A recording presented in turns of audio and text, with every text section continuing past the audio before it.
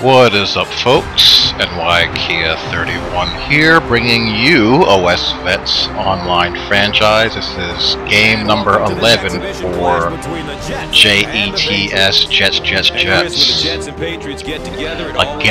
the first place New England Patriots at 6-5. Jets are 5-5, and it's do or die time. This is a must-win game. We both come into this game with some pretty significant players injured. You see my MASH unit there.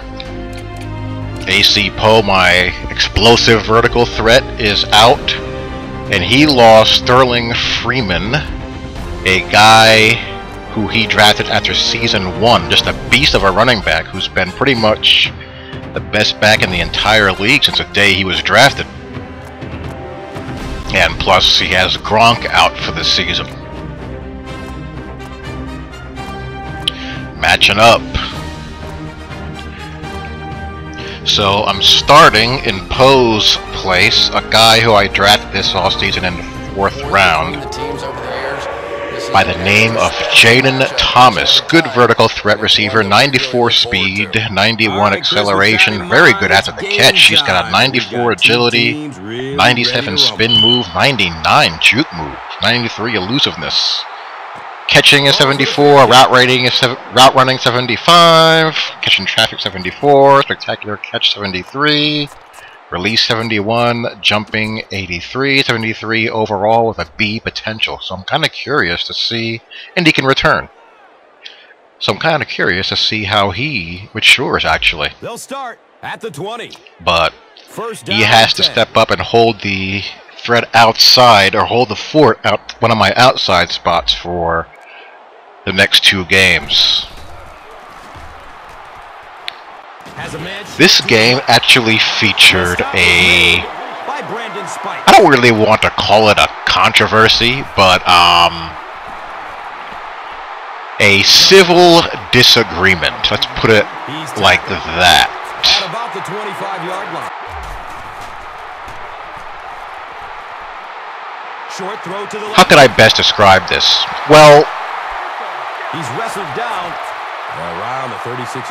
There are plays in the game that have a 2-man pass rush and 9 players dropping into coverage in some way, shape, or form, whether it be man, zone, or a combination of both. And I have no problem with people hot routing their defensive linemen to either spy or play a certain zone, or even man up on a running back or something. I do that myself. Sometimes I'll throw a defensive lineman into a spy or a hook zone. But I do draw the line with the old 1-man pass rusher, 10-man coverage defense. Because no one plays defense like that. I mean, this is a simulation league after all. I mean, the only guy who I could see, ironically enough, doing that every now and then is Bill Belichick. But to the best of my knowledge, I've never seen anyone actually do that in a real football game. And, you know, to be frank, it's something that you expect in lobby games. You don't really expect that tactic in a sim league. So, you know, I'm not a complainer, I'm not a whiner. One of my life mottos is adapt and overcome. The worst thing that any league can have are guys who just incessantly complain, whine, and moan all the time about everything. I've been in leagues with guys like that, and it positively sucks. So, you know, we exchanged a few messages during the game and a couple afterwards, and they weren't, you know, nasty or profane or name-calling in nature. Just, we handled it like men, like adults with, you know, brains. And, you know, to be honest, he actually had some good points.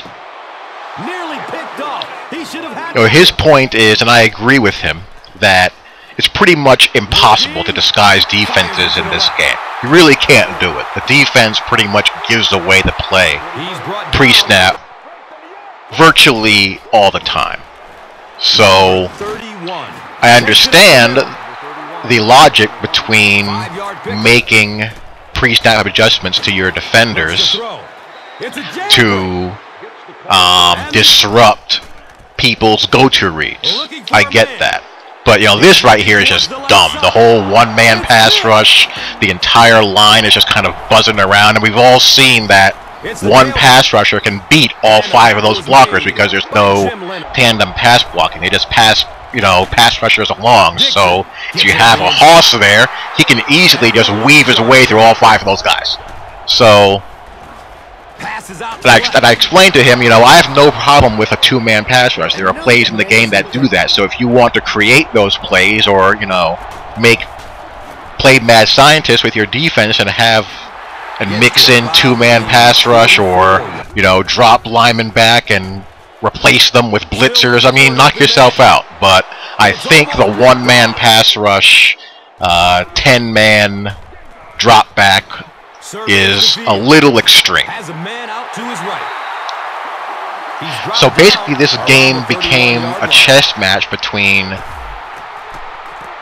figuring out when he's going to play mad scientist with his defense and when he's going to run a conventional defensive play, which is cool. That's football. That's, you know, the thinking process of trying to out-chess your opponent. Like right there, he rushed 2, dropped back 9, and I just kind of waited for space to clear, and that's fine. No problem with that whatsoever. So that was my take on it. That was his, and we both understood each other's points of view, and it was pretty much squashed. But anyhow, going back to this game, gotta have this sucker. Good coverage downfield. Get a big sack there. Made a couple of lineup adjustments. I put that guy Banks, who was previously playing defensive end. He's really a 3-4 style, you know, outside linebacker. I put him at linebacker and put Mark DeVito at defensive end to give me better tackling and block shedding along my front 7, and it really made a difference this game. You know, people like to toss around that ratings don't matter, this, that, and the other. Number 31 on the inside. But if you can see from this game, from the previous, as far as the quality of tackling and block shedding, it's night and day. I will say that some ratings are more important in the game than others. Block shedding in this year's Madden is very, very vital. So, this being a do-or-die game, and seeing how my guys were getting bulldozed and missing tackles in the run game last game, I did some adjustments to get better block shedding and better tackling along the front 7 to hopefully remedy that. And then if I get into a situation where I can force someone into a one-dimensional game plan, then we can substitute back in the athletic defensive linemen and the athletic coverage linebackers that I love so much. But I first have to get the game into that situation. Steps up in the pocket. He's knocked out of bounds.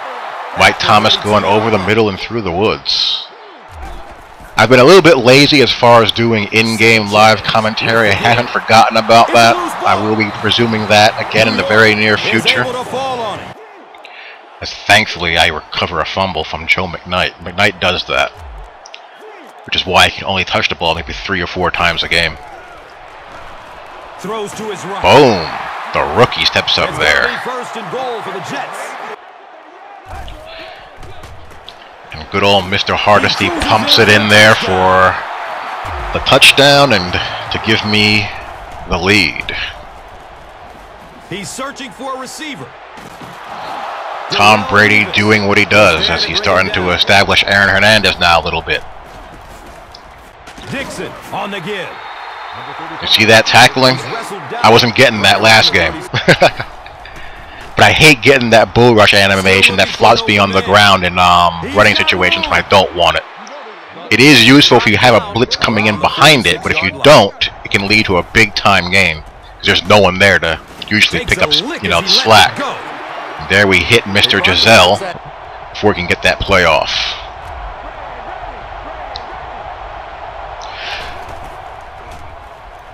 So what is the big, we're in store for a big reveal tomorrow about Madden 13. I wonder what it could be.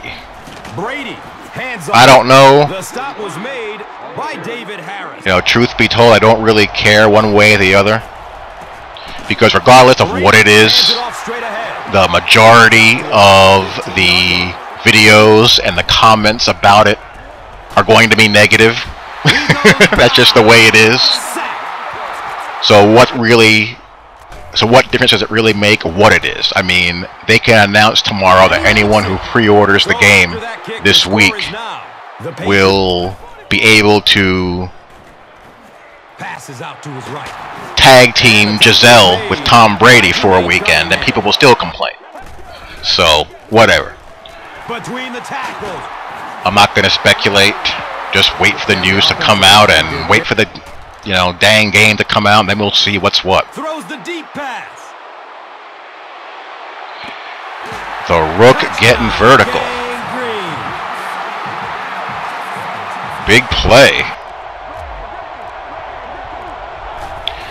So now that we're up 21-10, and there's Mark DeVito.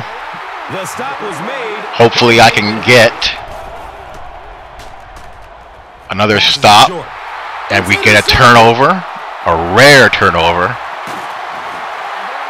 As I said in my previous video, the number one thing lacking from my defense was forcing turnovers, and I get one finally. So if I can punch the ball in here, then I can start putting in my speed pass rushers and my coverage backers, because, you know, with a 24 or 28-10 lead, as we get in deep into the fourth quarter, I don't have to concern myself with the run game as much. Has a man to his right. Look at the Rook getting it done. And Hardesty punches it in again. Touchdown!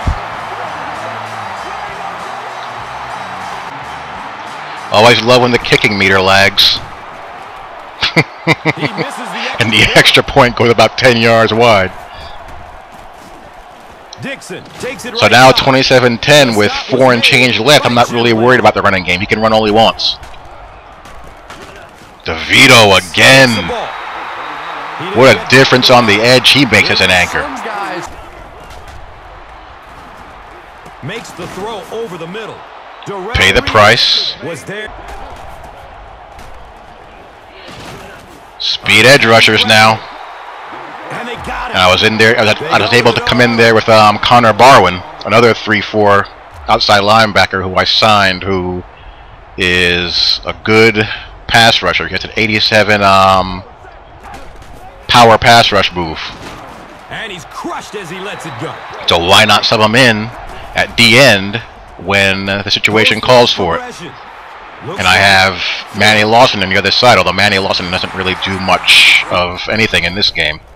But Manny Lawson's been playing, you know, solid at the end for the season. He's got about 6 sacks or so. 5 or 6 sacks. He has an 87 finesse move. They go with the kneel down. But I was able to hold on there and win the game. So the Jets, pending what the Atlanta Falcons and Miami Dolphins do, are, for the moment, back in first place. So we'll see if the ship has been righted, or if this was just a 1-week desperation mode, you know, put the brakes on the slide moment. Stay tuned.